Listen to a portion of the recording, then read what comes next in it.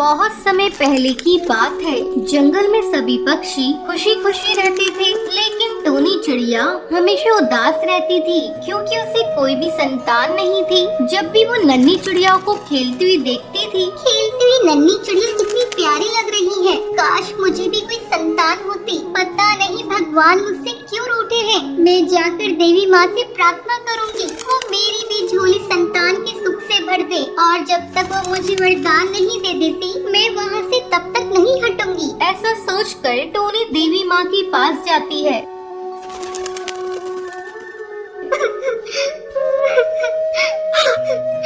देवी माँ, मुझे भी वरदान दे दो। मुझे भी एक अंडा हो जिससे एक सुंदर सा बच्चा हो जाए और मैं भी संतान का सुख अनुभव करूं। देवी माँ, मेरी शिक्षा को पूरा करो। मैं आपके सामने हाथ जोड़ती हूँ। काफी देर प्रार्थना करने के बाद टोनी चिड़िया जंगल लौट आती है। अचानक उसे एक दिन पता चलता है कि वो अंडे देने वाली है। देवी माँ, आपका बहुत बहुत धन्यवाद। आपने मेरी प्रार्थना स्वीकार कर ली। मैं माँ बनने वाली हूँ। इसी तरह कुछ दिन गुजर जाते हैं। एक दिन टोनी चिड़िया को इमली खाने की इच्छा हो रही थी। तब वो इमली की तलाश में जंगल के भीतर जाती है। इस पेड़ पर तो बहुत सारी इमली लगी हुई है। मैं कुछ इमलियाँ खा लेती हूँ और कुछ अपने साथ घर ले जाऊंगी। जैसे ही टोनी इमली तोड़ने लगती है, तभी इमली के पेड़ पर रहने वाला जिगरबाज टोनी को दबोच लेता है।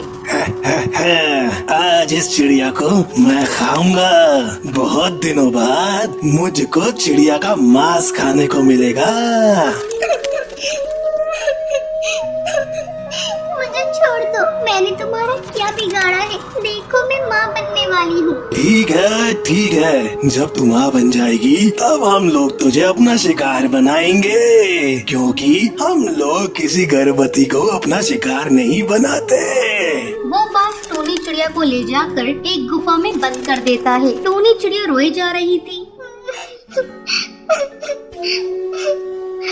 काश मैं इमली खाने जंगल के ज्यादा अंदर नहीं आई होती। आते समय मैंने किसी को कुछ बताया भी नहीं। सभी पड़ोसी पक्षी मुझे ढूंढ रही होंगी। अपने साथ साथ मैंने अपने होने वाले बच्चे को भी संकट में डाल दिया। उधर नदी किनारे टोनी चिड़िया की ना मिलने से चारों तरफ हड़कंप मच जाता है। पता नहीं टोनी चिड़िया कहाँ चली गई। उन्हें ढूंढने के लिए हम लोगों को जंगल के भीतर जाना चाहिए। शायद वो किसी मुसीबत में फंस गई है। बबली कबूतरी टुनटुनी चिड़िया के साथ घने जंगल जाती है। हे भगवान, हमें टोनी चिड़िया के पास ले जाओ, कोई रास्ता दिखाओ। वो दोनों भगवान भरोसे ढूंढते ढूंढते टोनी चिड़िया के पास पहुंच जाती है। टुनटुनी चिड़िया, बबली कबूतरी, मुझे यहाँ से जल्दी आजाद करवाओ। मुझे जिगरबाज ने यहाँ कैद कर रखा है। बबली कबूतरी कहती है, टोनी चिड़िया आप चिंता न करें, हम लोग उस जिगरबाज को सबक सिखा कर रहेंगे। उसी समय वो बाज वहाँ पर आ जाता है। पक्षी अपनी हिम्मत और समझदारी से उस खतरनाक बाज का मुकाबला करते हैं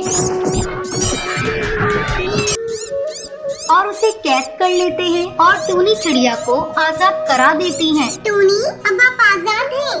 चलिए अपने जंगल में, वहाँ आपकी जरूरत है। वो दोनों टोनी चिड़िया को लेकर नदी किनारे जंगल से बाहर आ जाती हैं। समय आने पर टोनी चिड़िया एक सुंदर सी नन्हा अंडा देती है और कुछ ही दिनों बाद उसमें से एक नन्ही चिड़िया जन्म लेती है। बधाई हो टोनी चिड़िया, इस नन्ही चिड़िया के जन्म से इस जंगल में रोशनी ही रोशनी हो गई है। अब टोनी चिड़िया अपनी बच्ची के साथ खुशी खुशी उसी जंगल में रहती है। अरे टुनटुनी, तुम यहाँ बैठी क्या कर रही है? तुझे पता नहीं है, घर का सारा काम अभी पड़ा हुआ है। कौन करेगा ये काम? तेरा बाप करेगा।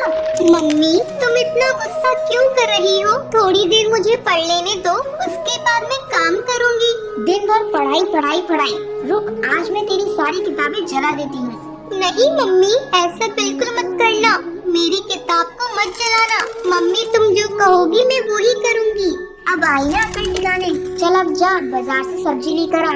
और हाँ, ध्यान से सुन ले, जहाँ कम दाम की सब्जी मिलेगी वहाँ से ही लेना। ले ये पैसे, इसमें सारी सब्जियाँ आ जानी चाहिए। ये क्या मम्मी, तुम तो 50 रुपए ही दे रही हो। इसमें तो सब्जियाँ पूरी नहीं आ पाएंगी। अरे पागल चिड़िया, अभी तो मैंने बताया जहाँ से सबसे कम दाम की सब्जी मिलेगी वहीं से ही लेना। चल अब जा जल्दी से, केवल जबान न चला। जा तो रही हूँ मम्मी, तुम इतनी जोर से क्यों डांट रही हो? मुझे डर लगने लगता है।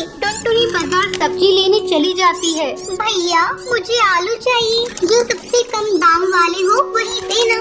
है ना, ये लो। और हाँ भैया थोड़े टमाटर भी देना, सबसे सस्ते वाले। ठीक है, अभी देता हूँ। सब्जी वाला सड़ी हुई सब्जी टुनटुनी को दे देता है। टुनटुनी खुशी खुशी सब्जी लेकर घर आती है। टुनटुनी तू सब्जियाँ ले आई, चल अब झोले को लेकर इधर आ। हाँ मम्मी लेकर आती हूँ। और ये लो पैसे कुछ बचे हुए। अरे ये क्या, तू ये कैसे आलू और टमाटर लाई है? ये तो पूरी सड़ी हुई है। मैंने तुझे कम दाम वाली लेने को कहा था, सड़ी हुई लेने को नहीं कहा था। चल इसे जल्दी जा और वापस करके दूसरी ले आ। माँ तुम्हें तो कम दाम वाली सब्जी लाने को कहा था, मैं इसे बदलने के लिए नहीं जाऊंगी। तुझे तो जाना ही पड़ेगा। अगर तू नहीं गई तो तेरी मार मार के चमड़ी उधेड़ दूंगी। एक एक पैसा कमाने में बहुत ही समय लगता है और तूने एक ही झटके में उसे खत्म कर दिया। अब तू बता मैं इस सड़ी गली सब्जियों का क्या करूं? मैं तुझे कहती हूँ इसे लेकर जा और इसे वापस करके पैसे ले आ। ठीक है मैं जाकर देखती हूँ। टुनटुनी वापस उन सब्जियों को लेकर उस सब्जी वाले के पास पहुंचती है। भैया मैंने तुमसे कम दाम वाली सब्जी मांगी थी, सड़ी गली नहीं। तुम इसे वापस करके इनके पैसे दे दो। क्या बोली? मैं तेरे पैसे वापस नहीं करता। जा भैया वापस कर दो ना, मेरी माँ मुझे बहुत मारेंगी। मैं कहता हूँ तू जल्दी भाग यहाँ से। टुनटुनी डरी सहमी घर वापस आती है। उस समय टूनी दरवाजे पर ही खड़ी थी, उसके हाथ में डंडा था। क्या हुआ टुनटुनी, तूने सब्जी वापस कर दी? नहीं माँ, सब्जी वाला वापस नहीं कर रहा है और उसने कहा है तुझे जो करना है कर ले। आज मेरा गुस्सा चढ़ गया है, मैं तेरी चमड़ी उधेड़ कर ही रहूंगी। टूनी टुनटुनी को डंडे से पीटने लगती है। माँ मुझे मत मारो, मुझे चोट लग रही है, मुझे मत मारो माँ। ठहर जा, मैं तेरी हड्डी पसली एक कर दूंगी। टुनटुनी के रोने की आवाज सुनकर उसकी दादी अपने कमरे से निकलकर बाहर आती है। क्यूरी, तू इतना क्यों चिल्ला रही है? क्या बताऊँ माँ जी, इस टुनटुनी से तो ढंग का एक भी काम नहीं होता।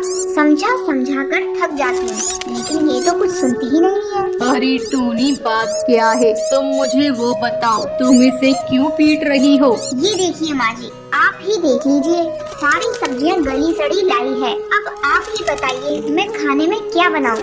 अरे हाँ बहू, ये तो सारी सड़ी गली है। मैंने सुना था तो इससे कह रही थी कम दाम वाली सब्जी लाने के लिए। बता, ये तो तुम्हारी ही गलती है ना। अच्छे दाम देती तो अच्छी सब्जियाँ ले आती। इसमें इस मासूम बच्ची की क्या गलती?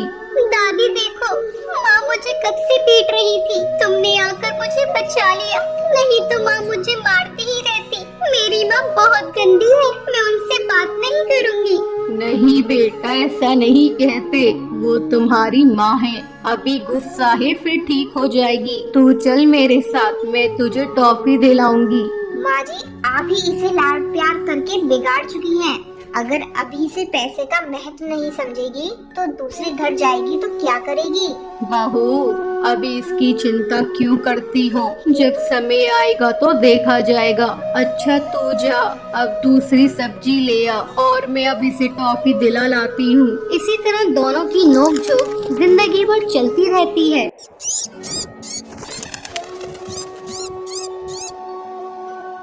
सुंदरवन जंगल में टूनी अपनी सौतेली माँ सुंदरी कौवी के साथ रहती थी। टूनी की माँ की मौत टूनी को जन्म देते समय हो गई थी। तब टूनी के पिता ने उसकी देखभाल करने के लिए सुंदरी कौवी से दूसरी शादी कर ली थी। एक दिन सुंदरी, मैं काम पर जा रहा हूँ, तुम टूनी की देखभाल करना। ये भी कोई कहने की बात है जी? मैंने आज तक आपको कोई शिकायत का मौका दिया है जो अब दूंगी? आप निश्चिंत होकर जाइए, मैं टूनी की देखभाल बहुत अच्छे से करूँगी। उस समय तक टूनी 2 साल की हो चुकी थी। टूनी के पिता के काम पर जाने के बाद सुंदरी फोन करके अपने आशिक को बुलाती है। कड़कनाथ, बहुत अच्छा मौका मिला है। टुन्नू काम पर जंगल चला गया है, अब वो 2-3 दिन बाद ही लौटेगा। तुम किसी तरह इस लड़की को ठिकाने लगा दो।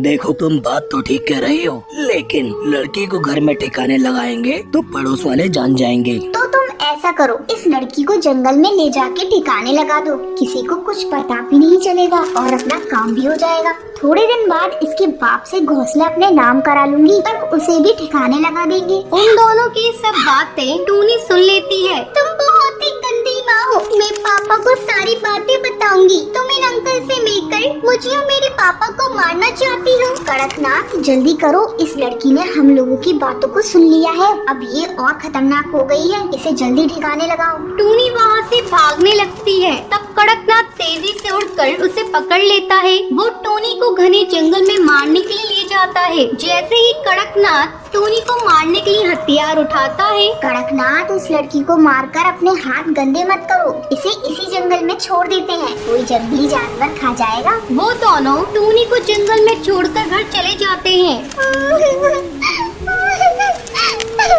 पापा देखो, माँ ने मुझे जंगल में छोड़ दिया। मुझे यहाँ बहुत डर लग रहा है, मुझे जल्दी घर ले चलो। तभी वहाँ एक बूढ़ा बाज आता है। वो जब टोनी को रोते हुए देखता है तो उससे पूछता है, बेटा, इस घने जंगल में तुम क्या कर रहे हो? किसने तुम्हें यहाँ छोड़ दिया? दादाजी, मुझे यहाँ मेरी सौतेली माँ ने मरने को छोड़ दिया। लेकिन आप कौन है दादाजी? बेटा, मैं भी तुम्हारी तरह दुखियारा हूँ। मुझे भी मेरे बेटे ने जंगल में छोड़ दिया। दादाजी, यहाँ बहुत सारे जानवर हैं, मुझे डर लग रहा है। बेटा, तुम डरो मत, हम लोग एक घर बनाएंगे और उसी में रहेंगे। लेकिन दादाजी, हम लोग घर कैसे बनाएंगे? यहाँ तो लकड़ी है ही नहीं। अरे पगली, हम लोग बांस का घर बनाएंगे। चल बेटा, रात होने से पहले हम लोग घर बनाने के लिए बांस काट कर ले आए। दोनों बांस काट कर इकट्ठा करते हैं। फिर वो बूढ़ा बाज उससे बांस का घर बनाने लगता है। दादाजी, मैं भी आपके साथ बांस का घर बनाने में आपकी मदद करूं?